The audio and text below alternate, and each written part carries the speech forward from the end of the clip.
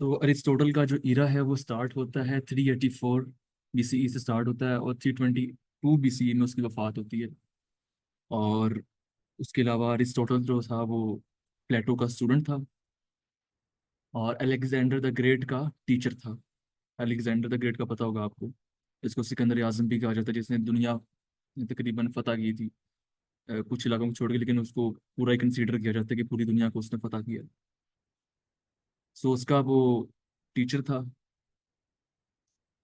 और उसने इसके अलावा सोक्रेटिस ने जो लॉजिक्स के हवाले से बुक लिखी थी, जो उसमें एक कह लें कि लॉजिकल मेथड मुतारिफ करवाया था, जिसके ज़रिए हम लॉजिकल एनालिसिस करके तो फिलॉसफी के अंदर फिलॉसफी को मज़ीद परवान चढ़ा सकते हैं या मज़ीद इवॉल्व कर सकते हैं। तो उसका नाम है ओर्गानॉन। ओर्गानॉन के नाम से उसने बुक लिखी थी सोक्रेटिस ने। तो अगर आप उसका जानना चाहते हैं लॉजिकल मेथड, तो आप वो पढ़ सकते हैं। उसके अलावा उसने साइंस को, वॉइस नहीं आ रही, वो बिला आफ्ताब बोल रहे हैं, काइंडली कंफर्म कर दें। अच्छा। उसने साइंस को 3 पार्ट्स में डिवाइड किया था। आपको मैंने पहले भी बताया था एक दफ़ा कि जब ग्रीक सिविलाइजेशन का दौर था ना, तो उस दौर के अंदर फिलॉसफी को ही ऑल द नॉलेज बोला जाता था। फलसफा ही हर चीज, हर तरह के इल्म को फलसफा ही बोला जाता था। और चूंकि origin of all the knowledge भी फिलॉसफी ही है, तो इसलिए जो साइंस भी पेश कर रहा है, मैथ भी पेश कर रहा है, कुछ भी किसी किस्म का नॉलेज दे रहा था, तो उसको फलसफा ही कहा जाता था। आज के दौर में आके वो, जब हर एक एक फील्ड में बहुत ज़्यादा काम हो चुका है, साइकोलॉजी की फील्ड में बहुत ज़्यादा काम हो चुका है, बॉटनी, जोलॉजी और मेडिसिन की फील्ड में अलग अलग काम हो चुके हैं, तो उनको अब एक अलग-अलग इंडिपेंडेंट सब्जेक्ट करार दे दिया गया है। सो अब जो साइंस थी ना, उस वक्त जब तक प्री सोक्रेटिस इरा था, तो साइंस को भी किसमें कहा जाता था, फलसफे के साथ ऐड किया जाता था। लेकिन साइंस की बढ़ती तरक्की को देखकर अरिस्टोटल ने इसको 3 कैटेगरीज में डिवाइड किया। उस स्लाइड में आपसे शेयर करता हूँ, एक मिनट।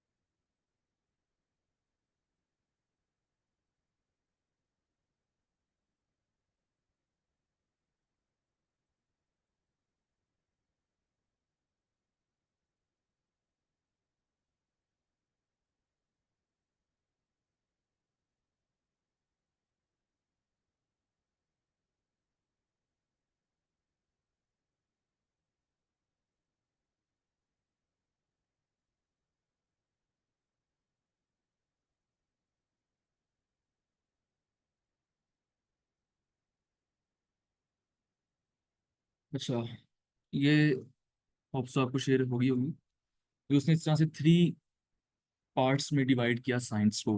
पहला पार्ट था थ्योरेटिकल साइंस, जिसके अंदर हम थ्योरी के बारे में जानते थे कि जिस तरह से हमेशा आपको पता है कि जब भी साइंस को इंसान प्रैक्टिकल साइंस में कन्वर्ट करता है, तो उससे पहले उसकी थ्योरी दी जाती है, उसकी थ्योरी के बारे में मतलब कि बताया जाता है, उसके बाद इसको अप्लाई किया जाता है।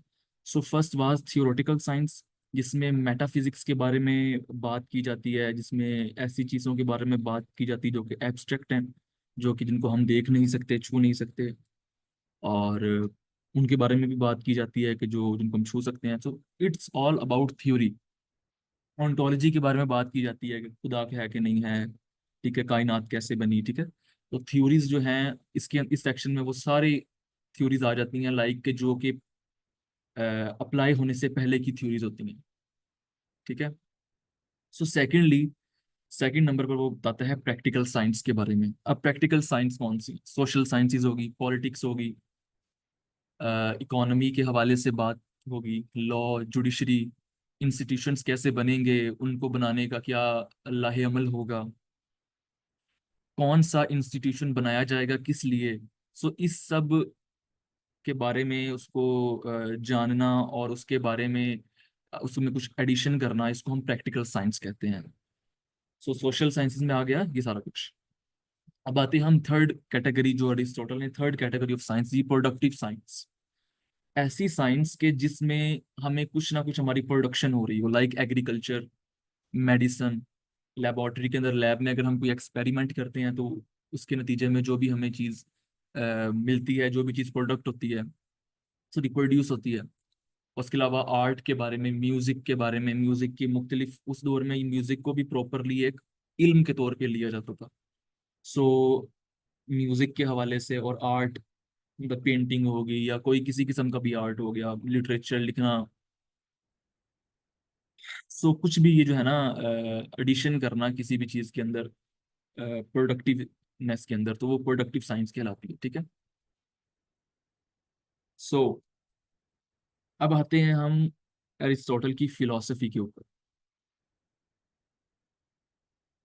अच्छा, मैं तकरीबन 2 से 3 मरतबा रिपीट कर चुका हूँ। सो अगेन मैं चाहता हूँ कि अब आप लोग इसको बताओ। अब तो आप लोगों को याद हो जाना चाहिए कि पारमेनिडीज एंड हेराक्लिटस की क्या डिबेट थी, जो कि बहुत मशहूर है, जिसका हर फिलोसोफर जवाब देता आ रहा है। कोई बताना चाहेगा?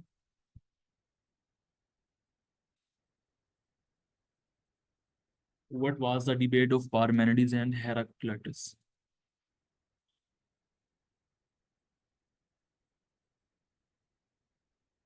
अलीशा, किस चीज़ का चेंज?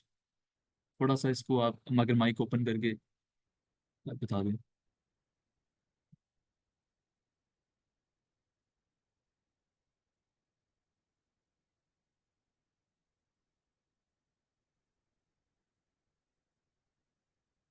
चलिए, अब मैं इसको बता रहा हूँ तो आप लोगों ने अच्छे तरीके से इसको याद कर लेना है, ताकि नेक्स्ट टाइम अगर मैं पूछूं तो आप उसको फौरन जवाब दे सकें। असल में पारमेनिडिस और हेराक्लिटस की डिबेट ये थी कि पारमेनिडिस कहता था कि तमाम जो दुनिया है ना, उसमें जितना भी हमें चेंज नजर आता है मैटर का, या जो भी हमें चेंज नजर आता है दुनिया में, जो एक मैटर दूसरे मैटर में चेंज हो रहा है, या कोई भी चेंजिंग का अमल हमें नजर आता है, तो वो सब का सब एक इल्यूजन है, हमारी आंखों का धोखा है। असल में वो चीज एग्जिस्ट नहीं कर रही, मतलब असल में वो चेंज एग्जिस्ट नहीं कर रहा। ये थी किसकी आर्गुमेंट, किसका था ये? पारमेनिडिस का। हेराक्लिटस का आर्गुमेंट था कि दुनिया मुस्तकिल चेंजिंग के अमल में है और ये कोई इल्यूजन नहीं है, ये वाकईतन हो रहा है। इसका जवाब प्लेटो ने कैसे दिया था, मैंने पैसे पहले पिछले ये अपना लेक्चर में बताया था। इसका जवाब प्लेटो ने ऐसे दिया था कि प्लेटो कहता है कि जो तसव्वुराती दुनिया है ना, वो दुनिया है जो पारमेनिडियन वर्ल्ड है, जो पारमेनिडियन दुनिया है, मतलब कि तसव्वुराती दुनिया है। उधर क्या हो रहा है, सॉरी, जो ये प्रेजेंट वर्ड है ना, प्रेजेंट वर्ड हमारा ये पारमेनिडियन वर्ड है, इसमें जो भी हमें चेंज नजर आ रहा है वो वाकईतन इल्यूजन है। लेकिन जो तसव्वुराती दुनिया है वो हेराक्लिटस वाली दुनिया है कि उसमें चेंज हो रहा है, ये प्लेटो ने कहा था। जबकि इसका इस पे क्रिटिसाइज किया किसने? अरिस्टोटल ने प्लेटो को, अपने उस्ताद को क्रिटिसाइज किया, और उसने कहा कि यहाँ पर उस्ताद गलत है।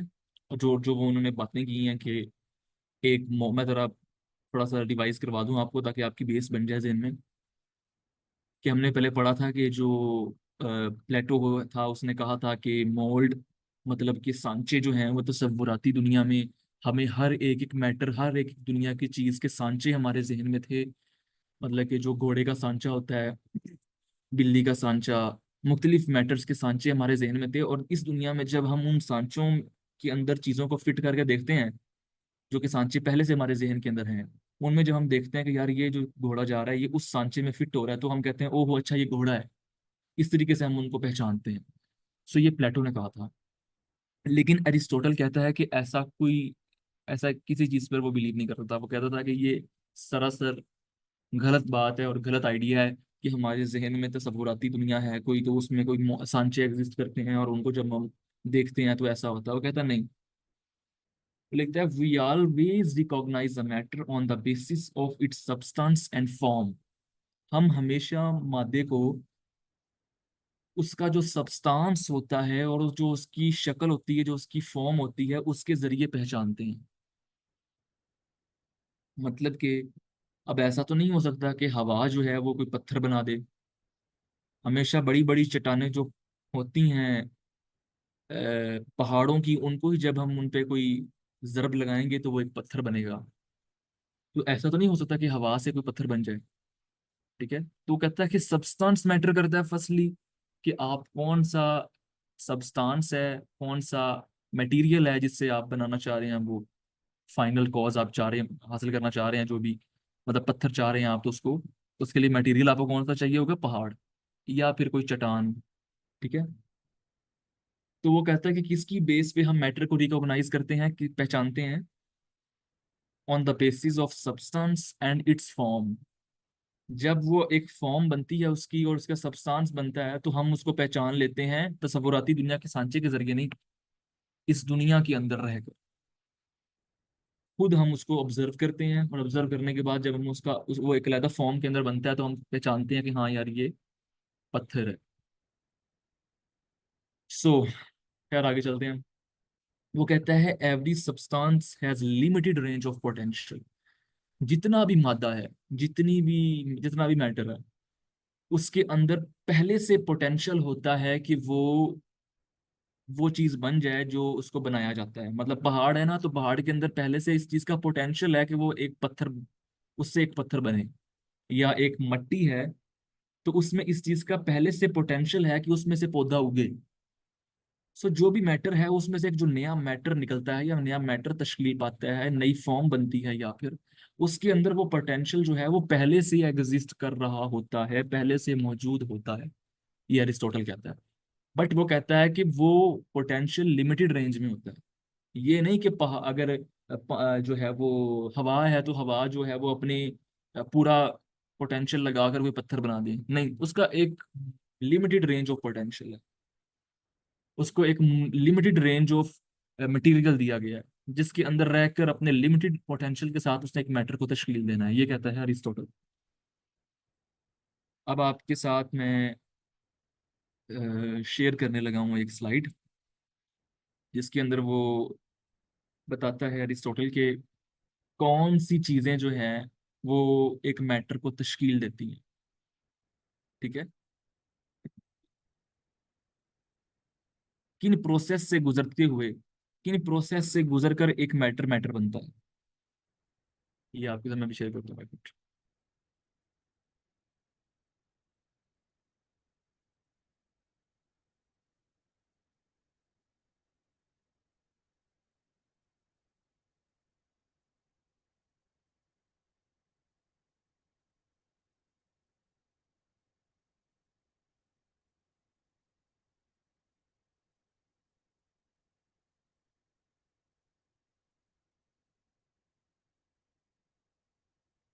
अच्छा, वो कहता है कि ये आपके सामने पेश कर दिया मैंने, स्लाइड शेयर होगी आपको। अच्छा, फर्स्ट पे वो कहता है कि एक मटेरियल कॉज होता है। अरिस्टोटल कहता है कि एक मटेरियल कॉज होता है एक सब्सटेंस का, जो कि मैं बाद में मैटर बनाएगा। मतलब मट्टी, सॉरी मट्टी कह दिया अपने, पहाड़ है तो पहाड़ ने जो बाद में एक अलग अपने से पत्थर करना है, या फिर कोई और भी चीज कर लें, मतलब पहाड़ होता है उसको अगर हम कुटें और उसमें कुछ मवाद ऐड करें तो वो बाद में बन सकता है, वो जो बजरी होती है जिसको हम रोड्स के लिए भी इस्तेमाल करते हैं और बहुत सी चीज़ों के लिए इस्तेमाल करते हैं, रोड्स पे लगाने के लिए। ठीक है, तो वो कहता है कि पहला होता है मटेरियल कॉज। ये बहुत ज़्यादा ज़रूरी है कि जिस मटेरियल से हम मैटर तश्कील देने लगे हैं उसमें वो पोटेंशियल होना भी चाहिए, जो पहले आपको मैंने बता दिया है। सेकंड वो कहता है फॉर्मल कॉज, कि उस जो भी वो होगा मटेरियल, उसमें इतना पोटेंशियल लाजमी होना चाहिए कि वो उस फॉर्म को भी बनाए कि जिस फॉर्म में हमने मैटर बनाना है। मतलब जिस उसका जो सांचा होगा, जो उसका फॉर्म होगा उसमें। ठीक है, जैसे कि हम इंसान है तो हमारा ऊपर पहले सर है, फिर हाथ हैं और फिर टांगे हैं। तो और पहाड़ में से अगर कोई पत्थर जुदा होगा तो वो गोल होगा या स्क्वायर में शेप में होगा, मतलब किस भी फॉर्म में होगा। तो उसका फॉर्मल कॉज जो है ना, वो होना लाजमी है एक मटेरियल के अंदर, जिसने उसको उस सब्सटेंस के अंदर, या जिसने उसको फॉर्म देनी है और एक मैटर बनाना है, ठीक है। थर्ड वो कहता है एफिशिएंट कॉज। आपको पता है कि हमारे सराउंडिंग के अंदर एयर है और आसपास बहुत सारी चीजें हैं जो कि उस सब्सटेंस से बाहर है, सब्सटेंस से अलग है। मतलब कहीं है, कहीं का पता होगा आपको। वो हम जब चलाते हैं तो हम पहाड़ में से पत्थर अलग कर लेंगे, ठीक है। तो वो कई होगी, मैं कई कहते हैं उसको पंजाबी में भी और उर्दू में भी। सो उसके अलावा अगर हवा ने अगर कोई रिएक्शन करना है, मिसाल दे रहा हूँ आपको, रिएक्शन करना है या उसके अंदर वो उसको वो इन्वायरमेंट चाहिए हो हवा वाला, तो हवा भी एक हो सकता है तो एफिशिएंट कॉज, ठीक है। तो जो भी चीजें बाहर होती हैं, मैटर्स के सब्सटेंस से बाहर की चीजें, ठीक है, वो, और मैटर का जो सब्सटेंस होता है जिसने उसको मैटर बनाना है बाद में, उसके अंदर जो प्रॉपर्टीज, जो उसकी अरेंजमेंट ऑफ फंडामेंटल एलिमेंट्स हैं, वो जब बाहर वाली चीजों के साथ इफेक्ट करेंगी, आपस में मिलेंगी और इफेक्ट करेंगी, तब जाकर वो मैटर बनेगा, ठीक है। पहली चीज क्या कि उस मटेरियल, उस सब्सटेंस में वो मटेरियल होना चाहिए, वो पोटेंशियल होना चाहिए, वो मटेरियल होना चाहिए। उसका फॉर्मल कॉज कि वो फॉर्म करने का भी उसमें पोटेंशियल होना चाहिए कि उसको किस फॉर्म के अंदर बनाना है। अब देखिए ना, साइकिल जो है वो एक छोटी साइकिल भी साइकिल होती है, बड़ी साइकिल भी साइकिल होती है। अब छोटी साइकिल को छोटी साइकिल बनाने के लिए हमें एक अलग फॉर्मल कॉज चाहिए होगा, छोटा फॉर्म चाहिए होगा, छोटा फॉर्म चाहिए होगा उसका बनाने के लिए, ठीक है। वो छोटे फॉर्म में बनेगा, लेकिन जो बड़ी साइकिल होगी वो बड़ी फॉर्म में बनेगा। सो फॉर्मल कॉज अलग होता है, मटेरियल एक हो सकता है, एक ही मटेरियल से दो अलग अलग फॉर्म पैदा हो सकती हैं, ठीक है। सो वो एफिशिएंट कॉज का क्या बता रहा है कि जो बाहर की चीजें हैं जितनी भी, और जो अपना अंदर उसकी फंडामेंटल एलिमेंट्स की अरेंजमेंट है और जो भी रिएक्शंस अंदर हो रहे हैं, वो जब एक आपस में रिएक्ट करेंगे, इफेक्ट करेंगे, सो एफिशिएंट कॉज जो है वो एक मटेरियल को जन्म देगा या बनाएगा। फोर्थ वो कहता है फाइनल कॉज। अब देखा हमने, ये तो देख लिया कि हमने बीज बोया, वो एक तनावर दरख्त बना, एक पौधा बना, लेकिन अब वो अपनी अभी ओज पर नहीं पहुंचा, अभी वो इन प्रोसेस है। तो हम कैसे ये जानेंगे कि ये मैटर बन चुका है? हो सकता है अभी वो पहला स्टेप उसने तय किया हो, मतलब अभी वो जमीन, बीज जो है वो एक तना बन के, एक शाख बन के अभी जमीन से निकला ही हो, अभी वो अपनी फाइनल कॉज पे ना पहुंचा, अभी वो दरख्त नहीं बना। तो अभी से हम उसको वो वाला मैटर कह दे नहीं, अभी हम उसका इंतजार करेंगे। वो जब अपनी ओज पर पहुंच जाएगा, अपनी फाइनल कॉज पर पहुंच जाएगा, तब जाके वो दरख्त बन जाएगा, तब हम कहेंगे हाँ ये मैटर है, ये रहा मैटर, ये दरख्त एक मैटर है, ठीक है। सो दोबारा रिपीट करता हूँ, एक मटेरियल कॉज होता है, एक फॉर्मल कॉज होता है, एक एफिशिएंट कॉज होता है, एक थर्ड फोर्थ होता है, क्या होता है, फाइनल कॉज होता है। Material cause wood and formal cause its shape and efficient cause carpenter and tools and final cause जो भी कुर्सी होगी, चेयर होगी। एक्सीलेंट एग्जाम्पल अरीशा, बिल्कुल यही मैं बात कर रहा हूँ। सो वो कहता है इस तरीके से सब मैटर बनते हैं, तमाम दुनिया का मैटर, तमाम दुनिया के लोग ऐसे ही बनते हैं। भले वो इंसान हो, भले वो जानवर हो, भले वो मतलब कि कोई भी मैटर हो हमारी जिंदगी में जो हम यूज कर रहे होते हैं। अच्छा, उसके अलावा एक, वो एक बड़ा फेमस कोट है उसका, अरिस्टोटल का, इसके वाले से वो भी साथ ही कोट करता रहता हूँ कि एवरीथिंग हैज पर्पस। हाँ, दुनिया की हर चीज, एवरीथिंग, हर चीज का कोई ना कोई पर्पस और फाइनल कॉज है। हर दुनिया की चीज, कोई भी मैटर है, कोई लिविंग ऑर्गेनिज्म है, कोई नॉन लिविंग ऑर्गेनिज्म है, एक मिनट रुकिएगा।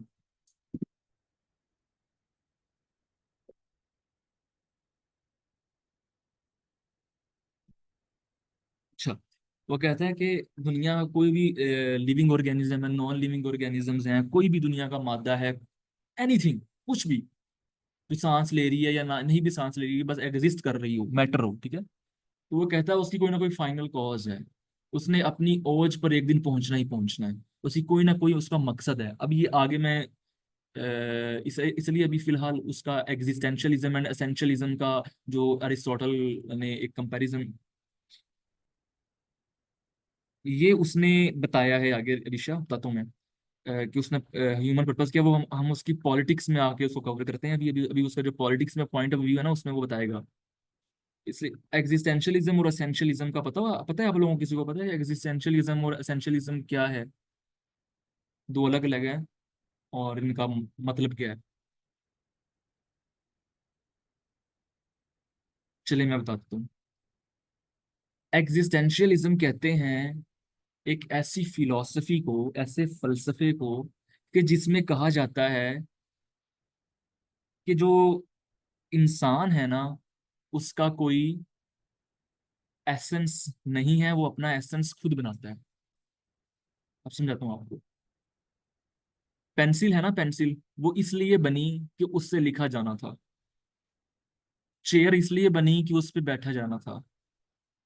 मोबाइल इसलिए बना कि उससे कम्युनिकेट किया जाना था, लोगों से बातचीत की जानी थी। सो हर दुनिया के हर मैटर का कोई ना कोई हमें एसेंस मिलता है। तो फिलोसफर्स एक सवाल उठाते हैं कि हर मैटर का कोई ना कोई एसेंस हमें नजर आ रहा होता है। फॉर एग्जाम्पल अगर हम बात करें मुर्गी की, तो मुर्गी का भी हमें एक, हमारी नजर में एसेंस नजर आ रहा होता है कि इसकी हमने, इससे हमने अंडे निकालने हैं, और या फिर हमने जो है वो चिकन बनाना है इसका। सो हमें दुनिया में जब जिस भी लिविंग ऑर्गेनिज्म को देखे, हम उसको अपने मकसद के हवाले से, या कोई भी हम उसको देखते हैं ना, तो उसको हमें कोई ना कोई हमें एसेंस नजर आता है। सो एक बहुत बड़ा सवाल उठाया जाता है फिलोसफर्स की तरफ से कि क्या एसेंस कहते हैं मकसद को। ठीक है, ये क्लियर कर लो। तो जो इंसान है, क्या उसका भी कोई मकसद है, क्या उसका भी कोई एसेंस है, या वो अपना एसेंस खुद बनाता है? देखा जाए तो हर मैटर का कोई ना कोई एसेंस मिल रहा है, तो इंसान का क्या कोई एसेंस है, ये एक सवाल है। इसका जवाब जो है ना, वो दो फिलोसफीज अलग अलग देती हैं। एग्जिस्टेंशलिज्म कहती है कि इंसान का कोई एसेंस नहीं है, इंसान एक जो है वो कह लें कि एक रिएक्शनरी तौर पर पैदा हुआ है। जिस तरीके से हमारा चेहरा होता है ना, तो उस पर कोई फोड़ा निकल आता है। ये एथीस्ट जो होते हैं ना, वो ये इस पे मानते होते हैं, एग्जिस्टेंशलिज्म को मानते होते हैं।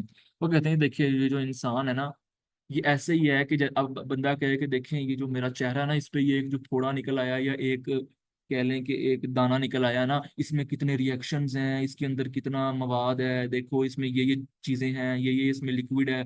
इस तरह की बातें करने से ये नहीं आप साबित कर सकते कि इसका कोई मकसद है। वो वैसे ही निकल आया आपके चेहरे के ऊपर रिएक्शन के तौर पे।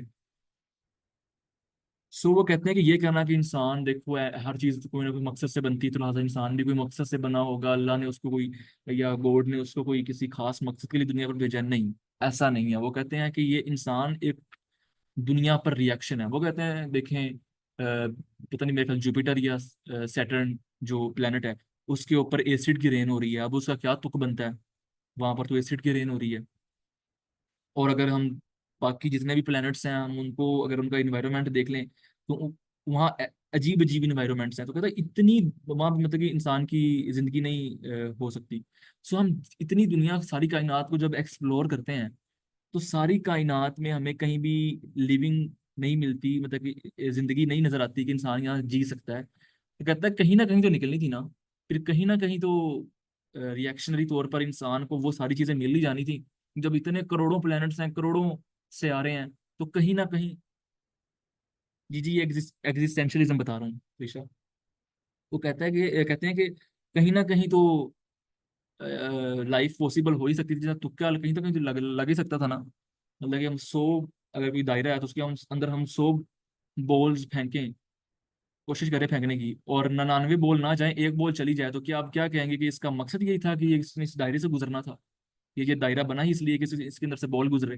तो वो कहते हैं कि इंसान एक इस तरीके से है, जैसे इंसानों के चेहरे पे फोड़ा निकलता है ना, या कोई दाना निकलता है रिएक्शन के तौर पे। तो इस दुनिया के रिएक्शन में ना, इस यूनिवर्स का जब रिएक्शन हुआ, तो उसमें नतीजे में इंसान पैदा हो गया। अब उसके अंदर जितनी मर्जी पेचीदगियां निकाल लो आप लोग, कि इस बस कॉन्शियसनेस है, इतना इसने इतना कुछ बना लिया है, तो लिहाजा इंसान का कोई ना कोई जो है ना वो एसेंस होना चाहिए फलां। तो ये बिल्कुल भी काबिल कबूल नहीं है। वो ये बताते हैं, वो कहते हैं कि जैसे बाकी चीजों का एसेंस है, इंसान का वैसे कोई मकसद और एसेंस नहीं है। इंसान जो है वो अपना मकसद जो है वो दुनिया में आकर खुद बनाता है। मतलब कि अगर मेरा मकसद है, मैंने पॉलिटिक्स करनी है, मैंने या जर्नलिज्म करना है, मैंने या मैंने राइटर बनना है, मैंने पोइट बनना है, तो मैंने इस दुनिया में आकर जो है ना, वो अपना मकसद खुद बनाया है। जबकि असेंशियलिज्म जो फिलॉसफी है, वो कहती है कि नहीं, इंसान एक एसेंस के तहत भेजा गया है, इंसान का भी उसी तरीके से एसेंस है। मुस्लिम्स जो हैं, हम एसेंशियलिज्म पर बिलीव करते हैं। लेकिन अरिस्टोटल किस तरह से एसेंशियलिज्म पर बिलीव करता था, वो एक अलग नैरेटिव है। वो अलग तरीके से एसेंशियलिज्म को लेता था, वो मैं आपको बताता हूँ। वो हमारी तरह नहीं कहता था कि गॉड जो है उसने हमें किसी मकसद के तहत दुनिया में भेजा, खलीफा बनाकर अपना। ठीक है, वो है ना कुरान मजीद में कि इंसान को हमें अपना खलीफा बनाकर दुनिया में भेजा। सो नाइब बनाकर, खलीफा बनाकर, तो उस तरीके से वो नहीं, ये नहीं मान रहा था अरिस्टोटल। अरिस्टोटल असल में कुछ और बात कर रहा था, वो मैं बताता हूँ। सो एसेंशियलिज्म क्या कहते हैं उसको, कि इंसान का एसेंस पहले से तय है। अब अरिस्टोटल को ना डेमोक्रेसी से बड़ी चिढ़ थी। हम पूरा, मैं आपको मुद्दा बांध के समझाता हूँ कि वो क्यों एसेंशियलिज्म को सपोर्ट करता था। एरिस्टोटल को डेमोक्रेसी से प्लेटो और सोक्रेटिस की तरह बड़ी चिढ़ थी। वो कहता था कि हमेशा इंटेलेक्चुअल जो होती है ना, तबका होता है, उसको रूल करना चाहिए।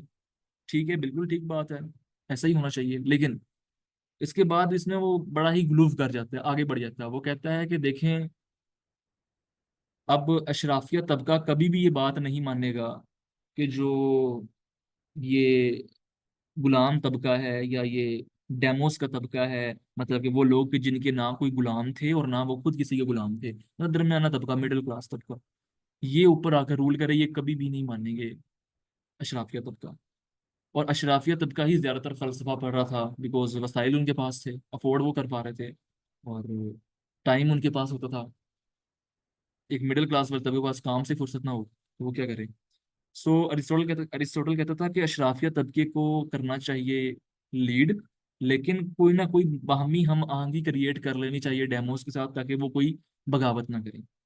अब इसमें अरिस्टोटल के साथ से इस बारे में बिलीव तो नहीं किया जा सकता, या उम्मीद तो नहीं की जा सकती कि उसको ऐसा कहना, क्या कहा होगा उसने, ये ऐसा कहना चाहिए। बल्कि कहा है, उस किताबों में खुद लिखा, उसकी उसने खुद अपनी बुक्स में लिखा हुआ है। सो एक्सपेक्ट नहीं करता इंसान की इतनी अन इंटेलेक्चुअल बात कर देगा वो, जो अब आगे मैं बताने लगा आपको। उसने कहा देखें, जितने अभी तबका होता है ना एक स्टेट के अंदर, उसको एक महदूद मीडियम के अंदर रहना चाहिए। तभी जाकर हम स्टेट के अंदर से बगावतें खत्म कर सकते हैं। अगर हम डेमोस के तबके को वो हद से ज्यादा बढ़ा देंगे, तो वो उठ के बगावत कर देंगे। वो इसी तरह सैयद मुजम्मिल कहता है ना कि बलोच माएँ जो हैं वो अपने बच्चों को, के उस्ताद को कहती हैं कि इसको ज्यादा ना पढ़ाना, इसको बहुता पढ़ा लिखा ना कर देना। अगर ये ज्यादा पढ़ा लिख गया तो अपने हकूक मांगेगा, स्टेट से पंगा लेगा, अपनी जान से भी जाएगा। सो उसी तरीके से अरिस्टोटल कहता था कि इनको जो है ना वो एक ऐसे ख्यालों में रखो कि ये इनको पता ना चले। और उसका वो प्रॉपर एक निज़ाम उसने दिया था अपनी बुक के अंदर, कि प्रॉपर ऐसा एजुकेशनल सिस्टम होना चाहिए कि जो डेमोस के लिए अलहदा हो, और उनको इस ये उनको बावर करवाया जाए प्रॉपर तरीके के साथ कि उनका कोई हकूक नहीं सल्ब हो रहे। और अगर वो हुकूमत नहीं करते, लीड नहीं करते, तो कोई उनका हकूक सल्ब नहीं हो रहा। उनको एक, वो खुद मानता है इस बात को कि वाकई डेमोस का हक तो बनता है, लेकिन उसको करना नहीं चाहिए, बिकॉज हमें स्टेट को भी तो देखना है, तो स्टेट कैसे चलेगी।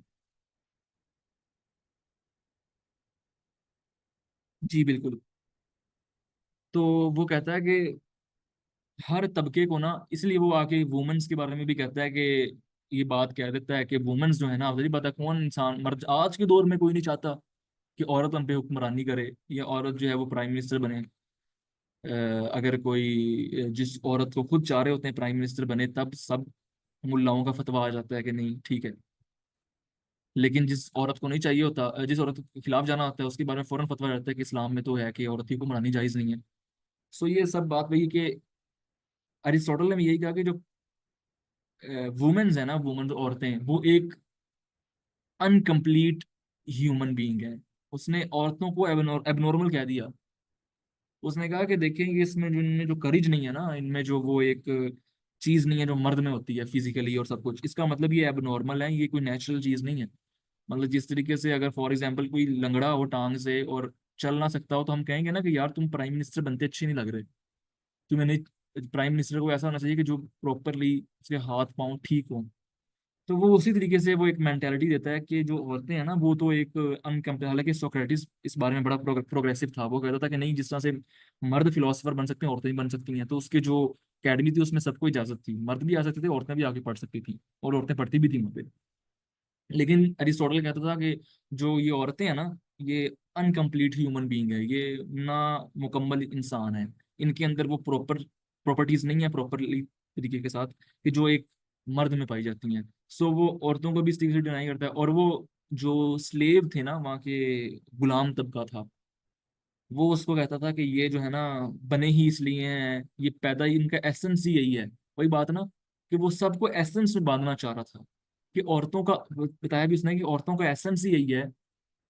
क्यों एसेंशियलिज्म को वो फॉलो करना चाह रहा था वो, भाई आपको मैं बता ना, मैं पूरा मुद्दा बांधूंगा, तो वही बता रहा हूँ आपको कि वो डेमोस को उसने देखें सिर्फ बगावतें रोकने के लिए, और वो ये चाहने के लिए कि इंटेलेक्चुअल तबका लीड करे, उसने कितना सारा इल्यूजन पाल लिया, कितने सारे कह लें कि मिस एप्स कर दिए।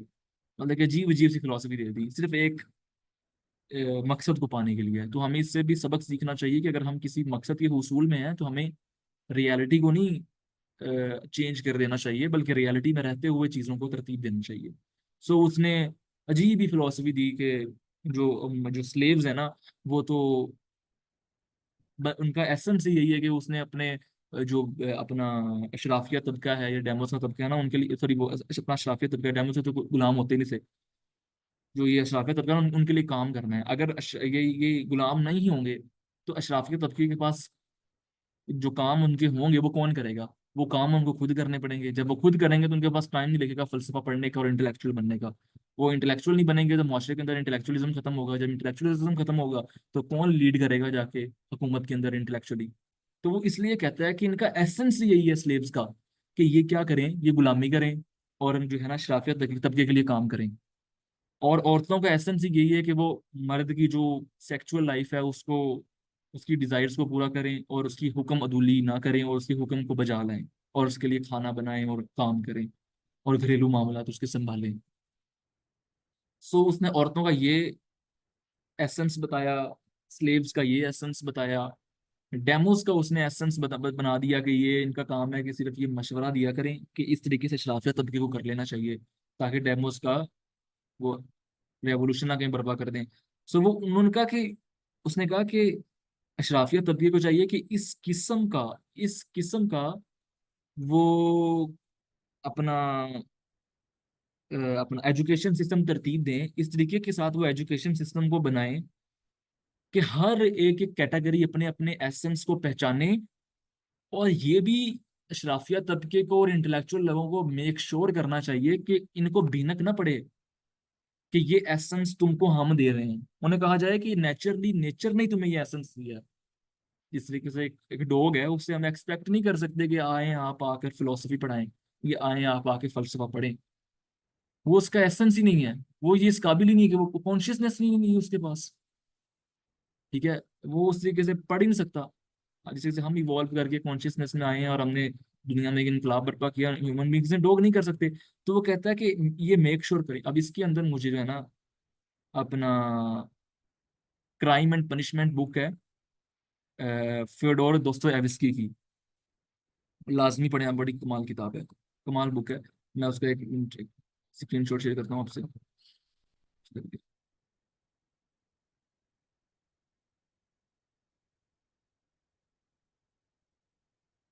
बहुत कमाल बुक है, क्राइम एंड पनिशमेंट। सो ये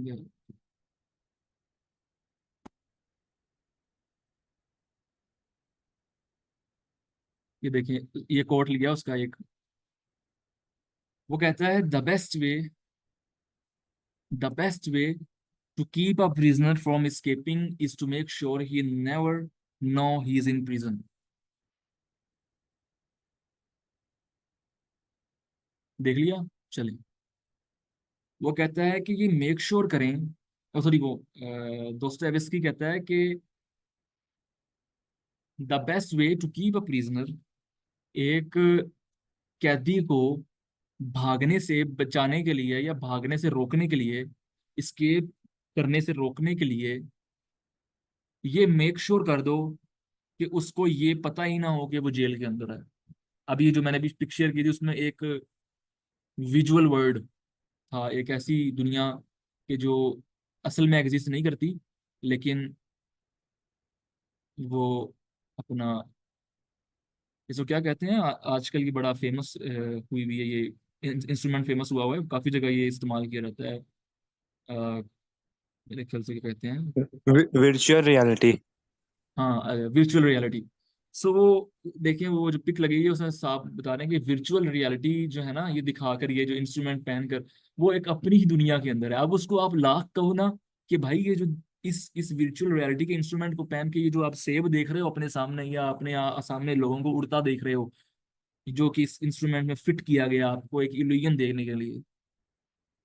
सो ये सब जो है ना, ये हकीकत नहीं है। आप लाख उसको कहोगे ना, वो नहीं मानेगा बात को। तो ये मेक श्योर कर दो कि उसको पता ही ना हो कि वो एक प्रिजन के अंदर है।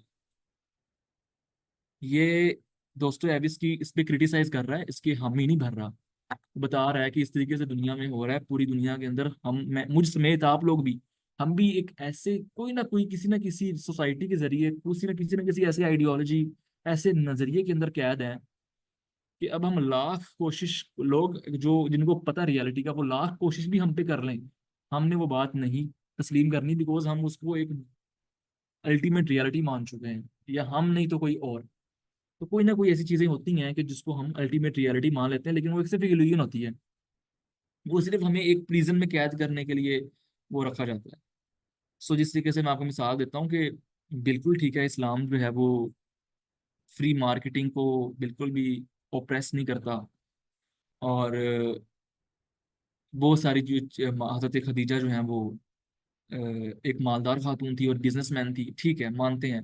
लेकिन इसको कैपिटलिस्ट लोग जो है ना, कैपिटलिज्म वाले लोग, वो एज अ टूल इस्तेमाल करते हैं हमारे ऊपर, ये मेक श्योर करने के लिए कि वो किसी भी किस्म की फ्री लिबर्टी कर सकते हैं। मार्केट के अंदर कोई कितना भी रेट ऊपर लेके जा सकते हैं, उनकी मर्जी है। और ये वो, हालांकि ऐसा नहीं है। हजरत उमर के दौर में अगर हम देखें, तो हजरत उमर ने जिस तरीके से हुकूमत को पूरा प्रॉपर प्रॉपर कैटेगराइज किया ना अच्छे तरीके के साथ, और जिस तरीके से मैनेज किया, उसमें साफ नजर आता है कि हजरत उमर जो है प्रॉपर तरीके के साथ हुकूमत को लेकर चल रहे थे। मतलब जिस तरीके से जो जंगें की उन्होंने रोमन और पर्शियन अम्पायर के साथ, तो उधर जितने भी अपना मिली थी, जागीर मिली थी और जगह फतह हुई थी। अब सब कह रहे थे कि इनको ना उन सोल्जर्स में बांट दिया जाए, या जो माले गनीमत का की जो स्ट्रेटजी होती है ना, जो पांच अपना वो उसूल होते हैं कि एक अहलुल बैत का अपना है हिस्सा, और बाकी जो चार हिस्से हैं वो चंद हराया के हैं, कुछ सोल्जर्स के हैं, तो कुछ शोधा के लोगों के लिए, कुछ देखिए प्रॉपर से कैटेगराइज किया गया है। सो वो जो सारे माले गनीमत को डिस्ट्रीब्यूट करने के तरीकाकार थे, तो उसको हजरत उमर ने नहीं अप्लाई किया उस दौर में, क्योंकि वो समझ गए थे उस वक्त कि अगर मैंने इस तरीके से जागीरें बांटी ना, तो एक बहुत बड़ा दाराना निज़ाम कायम हो जाएगा, जो पाकिस्तान में कायम है। देख लें आप सिंध के अंदर हमेशा क्यों पीपल्स पार्टी जीतती है। जमीनें हैं उनके पास, नस्ल दर नस्ल लोग वहाँ उनके गुलाम हैं। लाखों लाखों के कर्जे लोगों पर थोप के उनकी नस्लों तक को वो गुलाम बना के रखते हैं। अब एक गरीब आदमी कि जिसने महीने में 15,000 20,000 कमाना है, वो कहाँ लाखों रुपए जो है वो अदा कर पाएगा। 10 लाख 15 लाख जो उस पे एक जागीरदार ने थोपे हुए हैं, तो वो तो नहीं अदा कर सकता, उसकी नस्लें अदा नहीं कर पाएंगी। सो अब क्या होता है कि जब वो मर जाता है तो उसके बेटे को गुलाम बना लेते हैं वो, कि जब तक ये कर्जा नहीं ना उधर, और कर्जे के ऊपर सूद होता है प्रॉपर। एक महीना नहीं कर्जा दिया तो उसके ऊपर सूद बढ़ता रहता है। और 15 लाख फिर बढ़कर चंद सालों के अंदर 100 लाख तक पहुंच जाएंगे, करोड़ तक पहुंच जाएंगे, तो गरीब आदमी कहाँ करोड़ रुपया दे। तो अगली नस्लों के लिए और मुश्किल और मुश्किल। तो इस तरीके से वो क्या करते हैं कि वो नस्लों नस्लों को गुलाम बनाए रखते हैं अपने। सो ये तरीका कार है सारा। तो मैं बात कर रहा था, वापस आते टॉपिक के ऊपर, कि वो कहता है ना कि मेक श्योर करो कि उनको पता ना चले कि वो प्रिजन के अंदर है। ठीक है। सो इसमें जो कैपिटलिस्ट लोग हैं वो क्या करते हैं, वो ये एक हमारे आसपास जो है वो इस तरह की प्रिजन बना दी उन्होंने, हमें चंद दलीलें देकर। वो क्या ना, एजुकेशनल सिस्टम को यूज करो, लॉजिक को इस्तेमाल करो। तो वो इस तरह की लॉजिक्स पेश करके कि जी हजरत खदीजा भी तो बिजनेसमैन थी। देखा पहले उन्होंने कि जिन लोगों से डील करना है वो लोग कैसे हैं। जी रिलीजियस लोग हैं, 98% पाकिस्तान के इमाम क्या है, मुस्लिम है। और एक इस्लाम की बात भले उसको वो नहीं भी सो क्रिटिकली एनालिसिस उसको ना भी करेंगे, बस इस्लाम का नाम जोड़ के पेश कर दी जाए तो मान लेते हैं। तो जब उन्होंने देखा कि ऐसी इमाम के साथ डील करना है हमने, तो उन्होंने कह दिया कि हजरत खदीजा भी तो बिजनेसमैन थी, तो लिहाजा उन्होंने तो बड़ा मुनाफा कमाया था। और देखें वो अल्लाह के नबी को उन्होंने जब वो माल दिया तो अल्लाह के नबी ने जाके जब उसको बेचा, तो वो इतनी फ्री लिबर्टी के साथ उन्होंने अल्लाह के नबी ने जाके बेचा, तो उसमें कोई भी किसी किस्म की जो है ना वो कैदोबंद नहीं थी, माल इतने का बेचना इतने का नहीं बेचना। ठीक है, हालांकि हुकूमत पाबंदी लगा सकती है प्रॉपरली, उस वक्त तो कोई निज़ाम नहीं था ना, उस वक्त क्या था, चंद सरदाराने कुरैश थे। तो हजरत उमर के दौर में लगी पाबंदियां कि आटे को इतनी कीमत पर बेचना है, इससे बढ़ ही नहीं सकती कीमत। वो चीज़ उन्होंने बयान नहीं करनी, तो एक इल्यूजन उन्होंने क्रिएट कर देनी है, एक प्रिजन क्रिएट कर देना है। हमने कैसा क्या समझना है, यही प्रिजन है और यही सब कुछ, और हम ना चाहते हुए भी उस जेल के अंदर होंगे। हमने कहना ही सोचना ही नहीं है कि हम प्रिजन के अंदर हैं। सो दोस्तों एवेस्की ये कहता है कि मेक श्योर कर दो कि उनको पता ही ना चले कि वो प्रिजन के अंदर। सेम यही बात अरिस्टोटल कर रहा है। वो कहता है कि इस तरह का एक एजुकेशनल सिस्टम बना दो कि हर बंदे को उसकी एसेंस का ना, एक एसेंस का प्रिजन बना दो उसका, कि वो कहे कि मैं इसी के लिए बना हूँ। ये था जी फिलोसफी अरिस्टोटल का एग्जिस्टेंशलिज्म और एसेंशियलिज्म के बारे में। एग्जिस्टेंशलिज्म को तो बिल्कुल डिनाई करता था ना, और एसेंशियलिज्म को जो है वो हम भी मानते हैं, लेकिन उसने जिस तरीके से उसको टूल बनाकर यूज किया, और जो वो कहता है उसको जिस तरीके से वो इस्तेमाल करता है, तो वो ये सीन है उसका। तो ऋषा, आपने सवाल किया था ना कि इंसान का फाइनल कॉज क्या है अरिस्टोटल के नजदीक, तो इसको इसने इस तरीके से एसेंस में बांध दिया कि इसका स्लेव का काम ये है, वुमन का काम ये है, डेमोस का काम ये है, और अशराफिया का काम ये है। ये उसने इतना बड़ा ब्लंडर किया। बाकी बात करते हैं एरिस्टोटल का इन्फ्लुएंस फिलोसफी का। खैर जो भी इसने इसकी इस बात से हम इख्तिलाफ भले करे, लेकिन उसने फलसफे की दुनिया में इतना बड़ा इनकलाब पैदा किया, इसकी बात से हम डिसएग्री करते हैं, लेकिन जो उसने इल्म दिया दुनिया को, जो फलसफा दिया उसने, रहती दुनिया तक जब तक न्यूटन ने फिजिक्स के लॉज नहीं पेश किए और न्यूटन वाला दौर नहीं ना चला, तब तक अरिस्टोटल की फिजिक्स चलती रही और अरिस्टोटल का फलसफा चलता रहा, और उसको वो एप्लीकेबल रहा, और उसको माना जाता था, उसको सराहा जाता था। इसने, इस बंदे ने ये हरफन मोला समझ लो इसको, कि इसने कोई फील्ड नहीं मेरा ख्याल उस वक्त की छोड़ी, पोइट्री, आर्ट, अपना मेडिसन, म्यूजिक, उसके अलावा पॉलिटिक्स हो गई, जोलॉजी हो गई, बॉटनी हो गई, अपना मेडिसन की फील्ड हो गई, जराहत की फील्ड होगी, मतलब सॉरी जराहत कह दिया, अपना ये डॉक्टर की तिब की फील्ड होगी। ये जितनी फील्ड थी ना, उसने कोई नहीं फील्ड छोड़ी इस बंदे ने, कुछ ना कुछ हर फील्ड के अंदर उसने लिखा है, कुछ ना कुछ हर फील्ड के बारे में पेश किया है इस अरिस्टोटल ने। सो इसलिए इसको most fertilise mind of the history कहा जाता है, मोस्ट जरखेज जहन, कि जिसने इतना अजीम फलसफा दिया और दुनिया को एक बहुत बड़ा कदम, एक कदम नहीं, बाकी फलसफी थे एक कदम आगे बढ़ाते थे कि दुनिया इस फंडामेंटल एलिमेंट से नहीं बनी, इस फंडामेंटल एलिमेंट से बनी, इससे बनी, इससे बनी। इसने एक कदम नहीं, 10-12 कदम दुनिया को का फलसफे को आगे रुझान बढ़ाया और आगे कदम बढ़वाया दुनिया का। बाकी एंड पर जो है वो शेयर करता हूँ आपके साथ में, अरिस्टोटल के कुछ कोट्स हैं वो शेयर करता हूँ। उसके बाद हमारा आज का जो लेक्चर है वो खत्म हो जाएगा, फिर क्वेश्चन आंसर ले लेंगे।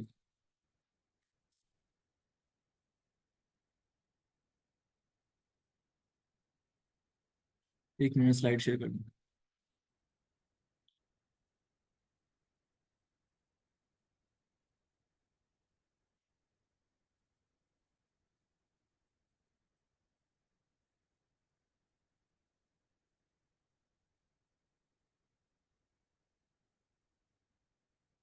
अच्छा, ये जी सोक्रेटिस के, अच्छा ये सोक्रेटिस के आगे, सॉरी सॉरी,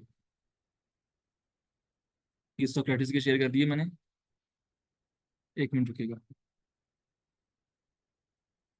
ये रहा अरिस्टोटल। चलो जी।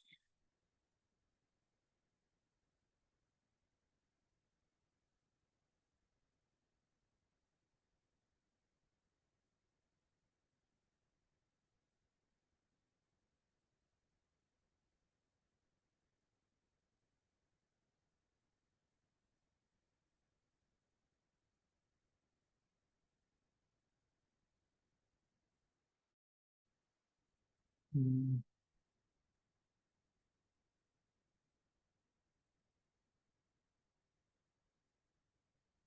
आगे जी चले।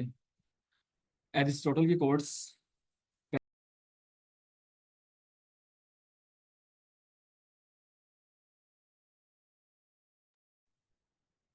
चलें जी स्टार्ट करते हैं। अच्छा, ये लास्ट हमारा पॉइंट रह गया था। अच्छा, ये अरिस्टोटल के कोट्स हैं कुछ। वो कहता है the worst form of inequality is try to make unequal things equal. बात उसकी कुछ मामले में ठीक है, वो बताता हूँ मैं कैसे। लेकिन उसने इसको किस नजरिए से पेश किया, भाई बात के एसेंशियलिज्म ठीक तो है, लेकिन उसने इसको किस नजरिए से पेश किया था वो भी जानना जरूरी है। तो इससे वो प्रूव किया करता था। अच्छा, अब देखिए, मैंने एक पिक देखी थी कि एक जो है ना वो दीवार थी कि जिसके पार मैच हो रहा था, और इस तरफ एक सबसे छोटे कद का इंसान, एक उससे बड़ा कद, एक का उससे बड़ा कद, तीन लोग खड़े थे दीवार के उस पार, अंदर मैच हो रहा था। अब क्या हुआ कि तीनों को सेम चेयर दी गई कि जिसके ऊपर चढ़ के वो दीवार के पार मैच देख सके। सेम चेयर या टूल स्टूल कह लें, सेम साइज का स्टूल दिया गया। अब क्या हुआ कि जो सबसे छोटा था ना, वो दीवार के पार नहीं देख पा रहा था स्टूल के ऊपर चढ़ने के बावजूद भी। और जो दूसरा था अपना दरमियाने कद का, उसको थोड़ा बहुत नजर आ रहा था। और जो जो सबसे लंबे कद का था, उसको पहले भी नजर आ रहा था अपने लंबे कद होने की वजह से, लेकिन अब वो बहुत ही ज्यादा ऊंचा हो गया और ज्यादा अच्छा नजर आना शुरू हो गया उसको। तो सम टाइम हम जब एक इक्वल चीज को करते हैं ना, कि तीनों को देखो अब इक्वल हमने टूल दिए इक्वल साइज के, तो सम टाइम इक्वल चीज फराहम करना इनजस्टिस रहता है, अदल के खिलाफ चल जाता है। सो साथ ही फिर दूसरी पिक थी कि उस पिक के अंदर जो सबसे लंबा इंसान था उसको कोई भी स्टूल नहीं दिया गया, क्योंकि वो खुद इजीली देख पा रहा था अपने कद की वजह से उस दीवार के पार जो मैच हो रहा था। जो दरमियाने कद का था उसको छोटा सा एक स्टूल दे देता ताकि वो भी उसके बराबर कद करके उसी की जितना तरीके हाइट के साथ मैच देख सके। और जो सबसे छोटा था उसको एक बड़ा स्टूल दिया गया कि वो भी उनके बराबर अपना कद करके मैच को देख सके। सो ये होती है इक्वालिटी। एरिस्टोटल कहता है the worst form of inequality, कह रहा है कि इक्वल होने की, इनइक्वालिटी की जो है वो वर्स्ट फॉर्म ये है कि आप जो अनइक्वल चीज है ना उनको इक्वल कर दो। अब ये इस मामले में जो मैंने आपको एग्जांपल पेश की इसमें तो ठीक बैठती है बात कि सम टाइम, हर दफा नहीं, सम टाइम इक्वालिटी जो है वो इन जस्टिस बन जाता है। सो वो कहता है कि जो वर्स्ट फॉर्म ऑफ इनइक्वालिटी है वो ये है, इनइक्वालिटी वो ये है कि आप अनइक्वल जो चीजें हैं उनको इक्वल बनाने की कोशिश करें। अब इसने ये क्यों कहा, ये उसने इस वजह से कहा जो मैंने आपको पहले बताया, कि जो औरतें हैं, उसने कहा कि ये औरतें जो हैं ये सिर्फ मर्दों की सेक्सुअल डिजायर या उनके जो काम शाम है उनके करने के लिए बनी है। तो वो कह रहा है कि इनको उधर ही रखो, इनको इक्वल करने की कोशिश ना करो आदमियों के साथ। जो स्लेव्स हैं उनको इक्वल ना करने की कोशिश करो अशराफिया तबके या डेमोस के तबके के साथ, और ना डेमोस को अशराफिया के तबके के साथ मिलाने की जरूरत है। तो वो इसको इस फॉर्म में लेके आता है। वो कहता है कि जो दुनिया में अगर इनइक्वालिटीज, चंद इनइक्वालिटीज है दुनिया के अंदर, और उसके जरिए एक स्टेट के अंदर अमन कायम है और स्टेट अच्छी जा रही है, तो कोई जरूरत नहीं है आपको कि आप जो है वो अनइक्वल चीजों को इक्वल करना शुरू कर दें। ये अरिस्टोटल की नीयत थी पीछे। अच्छा, अब आते हैं सेकंड उसे कोड के ऊपर, कि knowing your self is the beginning of all wisdom. अपने आप को पहचानना एक बाल का फलसफा है, खुद ही को पहचानो। खुद को पहचानोगे तो पूरी दुनिया तुम पर के राज तुम पे आश्कार हो जाएंगे। तो knowing your self is the beginning of all wisdom. तमाम दानाई की जो शुरुआत है ना वो इस बेस पे होती है कि आप अपने आप को कितना जानते हैं। जितना आप खुद को जानेंगे उतना आपके पास आपने वो जो पहला स्टेप है ना विजडम को हासिल करने का वो क्लियर कर लिया होगा। थर्ड, वो बड़ा एक जबरदस्त किस्म का कोड देता है, कहता है be a free thinker and don't accept everything you hear as a truth. हालांकि ये बात उसकी अपनी बनाए हुए वो रूल के खिलाफ है, कि जो वो कहता है कि एक ऐसा ऐसा एजुकेशनल सिस्टम बना दो कि जिसमें हर किसी को ऐसी ऐसी एसेंस मिल जाए और वो उसी एसेंस के मातहत रहें और सवाल जवाब ना कर सकें, और उसी के मातहत रहें। इस तरह की एक एजुकेशनल सिस्टम बना दो, और इस तरीके से जो है ना वो सोसाइटी को मैनेज रखो। ये उसकी इस नज़रिए से बिल्कुल मुतजाद उसका ये जा रहा है जुमला। बहरहाल, कहता है बी अ फ्री थिंकर बनो and don't accept everything you hear as a truth, be as a truth. वही इज ऑड प्रॉब्लम जो मैंने आपको पढ़ाई थी लॉजिक्स के ब्रांच के अंदर, फिलोसफी की जो ब्रांच है ना लॉजिक्स, उसमें पढ़ाई थी कि जो चीज जैसी है वैसी ही इसको होना चाहिए, ये इज ऑड प्रॉब्लम है। कि अगर मुआशरे के अंदर फॉर एग्जाम्पल जो पुराना दौर है, एंशियंट दौर, उसमें ये लोगों ने ये मान लिया था कि गुलामों ने भी खुद माना हुआ था कि हम काबिल ही इसके हैं, हम बने ही इसलिए कि हम गुलामी करें, हमारे कोई इक्वल राइट्स होने चाहिए या वो बात होनी चाहिए। तो ऐसा नहीं है, वो गुलाम कहा करते थे, और उनका खुद अंदर उनकी जबीलत भी यही कहती थी। सो उन्होंने जो कि प्रिजन बना दिया गया था, वही वाली बात दोस्तोयेवस्की वाली बात, कि उनको पता ही ना हो कि वो एक जेल के अंदर है। सो वो कहता है कि जो कुछ तुमने बी अ फ्री थिंकर बनो, और जो कुछ तुमने सोसाइटी से सुन रखा है उसको एज इट इज ना मान लो, सिर्फ इस बेस के ऊपर कि तुमने उसको ऐसे ही देखा था। इज आउट प्रॉब्लम में ना पढ़ो। वो कहता है don't accept everything you hear as a truth. तो फलां बंदे ने कह दिया ये सच्चाई है तो उसको मान लो, सवाल उठाओ कि ये सच्चाई क्यों भाई, इसकी ये सच्चाई क्यों है, फिलोसफर्स को क्यों फलसफा, ये क्यों फलसफा फैला था, और क्यों उनको फिलोसफर को कौन सी चीज फिलोसफी बनाता है, फिलोसफर को कौन सी चीज फिलोसफर बनाती है, यही चीज के सवाल करते थे वो। कि भाई आपने जो मॉरल कोड दिया है, ये आपने जस्टिस का कोड दिया है कि इस तरह से जस्टिस होनी चाहिए, ये इस तरीके से मोरालिटी होनी चाहिए, तो ये ऐसी ही होनी चाहिए और यही सच्चाई है, ये तुम्हें किसने कह दिया। उससे वो सवाल उठाते थे फिर। सो वो कहता है कि जो सोसाइटी तुम्हें सच्चाई बताए कि ये है सच्चाई, और इसको अप्लाई करो और इसी पे यकीन रखो कि यही होनी चाहिए सच्चाई, ऐसा मत करो, और फ्री थिंकर बनो और उस पर सवाल उठाओ, B critical and evaluate what you believe in. वो कहता है क्रिटिकल थिंकर बनो, और जिस चीज पर तुम बिलीव करते हो ना, जो तुम्हारा बिलीव सिस्टम है, उसके बारे में भी सवाल उठाओ कि आया कि वो भी ठीक है कि नहीं है, वो भी अकल की बेस, रैशनैलिटी की बेस पे पूरा उतरता भी है कि नहीं पूरा उतरता। तो फ्री थिंकर बनो और क्रिटिकल एनालिसिस करो अपने बिलीफ सिस्टम का भी, और सोसाइटी से आने वाली ट्रुथ का भी। फोर्थ वो कहता है कि ये मुझे बड़ा पसंद है, फोर्थ कोट भी, कि no great mind has ever existed without a touch of madness. वो कहता है कि कोई भी तारीख में कोई भी बड़ा जहन एक टच ऑफ मैडनेस के बगैर एग्जिस्ट नहीं हुआ, नहीं पाया गया। कोई भी बड़ा माइंड होगा ना, उसमें एक टच ऑफ मैडनेस जरूर होगा, एक पागलपन जरूर होगा वो, जो कि उसको दूसरों से मुमताज करता है। अब सोक्रेटिस को देख लो आप, एक अक्लमंद इंसान को कहा जाए कि ये एथेंस छोड़ जाओ या फिर जहर का प्याला पियो, तो क्या करेगा वो एथेंस को छोड़ जाएगा, वो कहेगा मैं यही फलसफा कहीं और पढ़ा लूंगा। लेकिन एक टच ऑफ मैडनेस था सोक्रेटिस के अंदर, उसने कहा कि नहीं, मैं ये जहर का प्याला पीऊंगा ताकि जो आने वाली नस्लें हों वो ये ना समझें कि सोक्रेटिस गलत था। सेम फलसफा वो इमाम हुसैन, उन्होंने भी यही कहा था कि मैं कुर्बानी दे दूंगा ताकि आने वाली नस्लों को गलत इस्लाम का तारुफ ना हो जाए। सो आते हैं फिफ्थ कोर्ट के ऊपर। जी जी।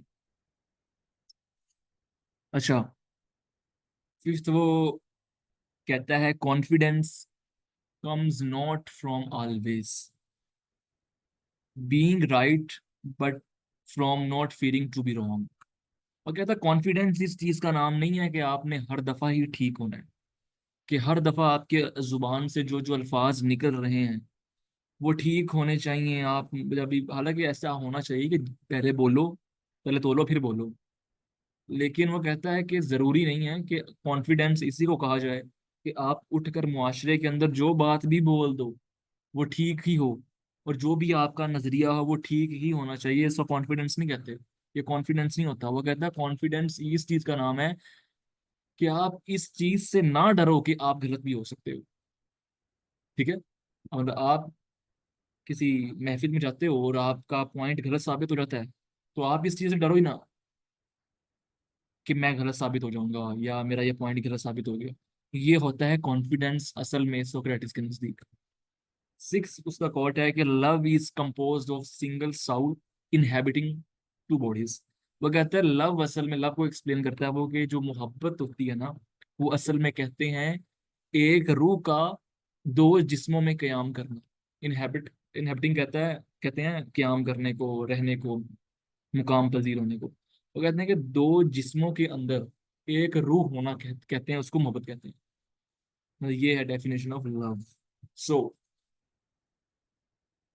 आज हमारी अरिस्टोटल की फिलोसफी खत्म हुई। सो आज का जो हमारा टॉपिक था फिलोसफी का, अरिस्टोटल की फिलोसफी, उसके हवाले से कोई भी आपका क्वेश्चन हो तो आप पूछ सकते हैं, माइक ओपन करके भी और चैट के अंदर।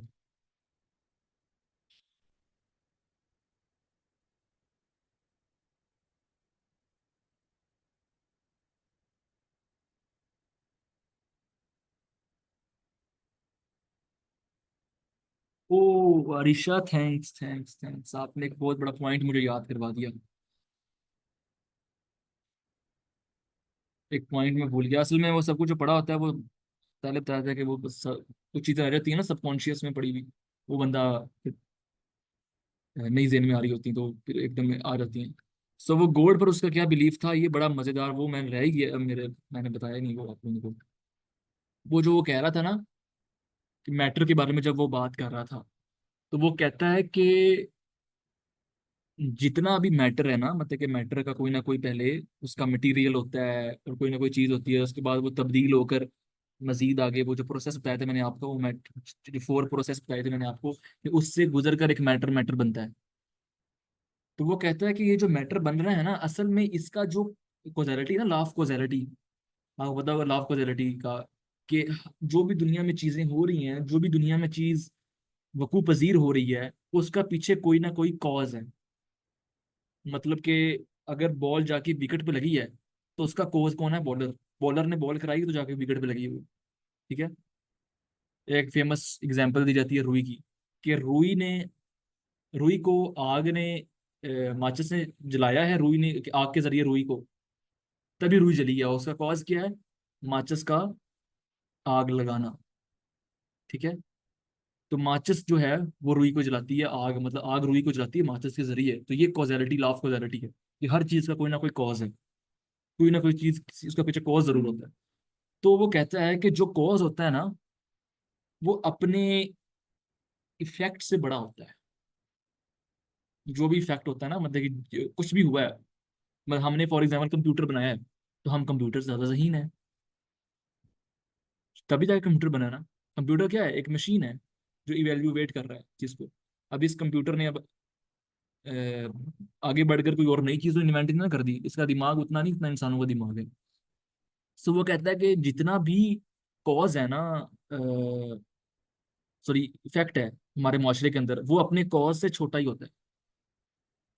कोई ना कोई चीज, फॉर एग्जांपल मैं अगर एक मोटरसाइकिल है, उसको मैं धक्का लगाता हूँ, एक छोटी सी एग्जांपल से आपको समझाता हूँ, बेसिक एग्जांपल से। मैं एक मोटरसाइकिल को धक्का लगाता हूँ, मेरे अंदर मोटरसाइकिल से ज्यादा जान है, या जिस पावर के साथ मोटरसाइकिल खड़ी हुई है ना, उससे ज्यादा मैंने जान लगाई है, तो मोटरसाइकिल आगे आगे गई है ना। इसका मतलब मेरे अंदर ज्यादा जान है, मैं उससे ज्यादा पावरफुल हूँ। और जिस जो मुझे धक्का दे देगा वो मेरे से ज्यादा पावरफुल होगा, और फिर जो उसे धक्का दे देगा वो उससे ज्यादा पावरफुल होगा। इस तरह ये मामला चलता चलता वो कहता है कि हर एक सुप्रीम, सॉरी वो हर एक मूवर का ना, सेम अल्फाज ऐसे इस्तेमाल करता है वो, कि हर एक मूवर का एक सुप्रीम मूवर होता है, उससे एक बड़ा मूवर होता है। लगता है इसी को अगर हम इनफाइनाइटली पीछे लेके जाते रहें, लेके जाते रहें, जाते रहें और एंड पर पहुंच जाएं, तो कहता है कोई ना कोई ऐसा सुप्रीम सुप्रीमेस्ट और सबसे बड़ा मूवर जरूर होगा, कि जो इस पूरी कायनात की इफेक्ट की कॉज है, और पूरी दुनिया के अंदर जो कुछ भी हो रहा है सारा का सारा उसके दस्ते कुदरत में है, और वही सब कुछ कर रहा है। और ये इनफाइनाइट उस दौर में भी और आज के दौर में भी इन्फिनिटी जो है ना, वो इस मामले में इक्वेशन नहीं हो सकती। तो मतलब कि फॉर एग्जांपल मेरा कोई क्रिएटर है तो उसका भी कोई क्रिएटर है, उसका क्रिएटर, उसका क्रिएटर, उसका क्रिएटर, तो ये इनफाइनाइट होगी तो मैं एग्जिस्ट ही नहीं करूंगा। इस बात को समझे, कि अगर मेरा कोई क्रिएटर होगा, उसका भी क्रिएटर, उसका भी क्रिएटर, और ये इक्वेशन अगर इनफाइनाइट जाएगी ना, तो मैं एग्जिस्ट नहीं कर सकता, बिकॉज इक्वेशन खत्म ही नहीं हो रही, कहीं पे रुक ही नहीं रही। रुकेगी तो मैं एग्जिस्ट करूंगा ना। अगर फॉर एग्जाम्पल मेरे वालिद से, मैं अपने वालिद का बेटा हूं ना, तो मेरे वालिद का किसके बेटे हैं, मेरे दादा अबू के, मेरे दादा अबू मेरे परदादा अबू के। उस वक्त करते करते करते करते करते करते ये बात जाके हजरत आदम पर रुकेगी, तब जाके मैं एग्जिस्ट करूंगा यहाँ पे, तब आके सलमान होगा। वही बात जो हम बात करते थे ना अक्सर, कि अगर मैं पास्ट में जाकर अपने ही दादा अबू को कत्ल कर दूं तो क्या मैं एग्जिस्ट करूंगा? तो वो कहते हैं कि वो टाइमलाइन ही क्रॉस खत्म हो जाएगी, और वो डायमेंशन ही खत्म हो जाएगी जिस डायमेंशन में आप होगे, या जिस टाइम लाइन में आप होगे। सो ये इसलिए वो इसकी ये बताते भी हैं कि इसलिए हम पास्ट में ट्रैवल नहीं कर सकते, बिकॉज अगर हमने अपने दादा बू कत्ल कर दिया जाके, तो आप तो फिर एग्जिस्ट नहीं कर रहे। तो ये थियोरेटिकली जो है ना, ये बात नहीं जहन में बैठती इंसान के। सो यही बात है कि वो कहता है कि तमाम कॉजेज का एक बड़ा कॉज जरूर है, इफेक्ट का सॉरी एक बड़ा कॉज जरूर है। वो उसे कहता है कि वो उसको गॉड कहता है। वो कहता है वो अल्लाह है, तो गॉड है, हम तो अल्लाह ही कहेंगे। तो वो कहता है वो गॉड है, लेकिन वो भी बाकी फिलोसफर्स की तरह एथेंस के मिट्टी के खुदाओं को नहीं मानता था। वो कहता था कोई वो क्या नाम है उसका, किसने कहा था अपना,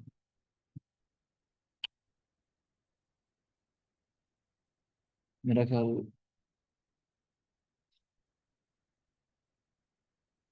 थोड़ा बहुत पहले का फिलोसफर है, मेरे ध्यान से निकला, pre Socratic Socratic Socratic philosopher है, आपको पढ़ाया भी था मैंने। तो उसका भी बिलीफ सिस्टम बिल्कुल वैसा ही था कि जिस तरीके से अल्लाह के बारे में हम कहते हैं कि अल्लाह ताला की कोई जो है वो खास, अल्लाह ताला का जो है ना मतलब कि जिससे हमारा जिस्म है उसका जिस्म नहीं है, और जो अल्लाह ताला जो है ना वो सबकी सबसे बड़ा है, ठीक है। और कोई भी उसकी फोटो नहीं हो सकती, उसकी मूर्ति नहीं हो सकती, उस जैसा कोई नहीं हो सकता, वो टाइम एंड स्पेस से बाहर होना चाहिए। इस सब को जो है ना वो मानता था। मेरे नाम जेन से निकल रहा है फिलहाल। अ, चलें, तो वही बात इधर भी ये अपना सोक्रेटिस कहता था कि उस बिगर कॉज का ना, उस बिगर कॉज का जो बिगर सुप्रीम बीइंग है, उसका आगे मजीद कोई कॉज नहीं है। वहां पे ब्रेक लगेगी तो ये इक्वेशन कंप्लीट होगी, तो ये सारे मैटर एग्जिस्ट करेंगे। सो वो उसको गॉड कहता था।